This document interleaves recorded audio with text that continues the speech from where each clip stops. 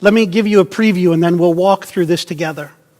You will see through this passage how important it is that we have a right relationship with junk, with sin. You will see how important it is that we have a right relationship with Judaism/religion. You will see how important it is that we have a right relationship with John the Baptist or any rock star figure in the Christian world. You'll see how important it is that we have a right relationship with Jeff or whomever else is your local under-shepherd. We'll see how important it is that you and I ultimately have a right relationship with Jesus.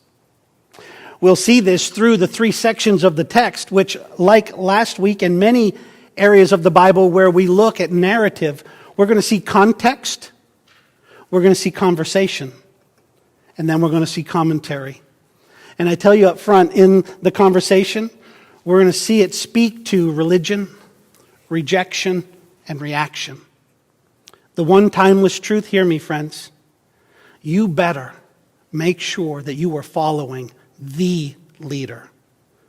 You, Christian, better make sure that you're following the leader and no one and nothing else. You see, this morning, I tell you up front, where last week the message and the caution and the contrast was against Nicodemus, the one who seemed to know it all but didn't have the right heart, knew the facts but didn't have the faith. This morning we're going to look at disciples and we're going to ask, are we healthy disciples? Whom are we disciples of? Or what are we disciples of? And I tell you again up front, the point, Jesus wants you and me to know that it's eternally essential that we follow him and him alone.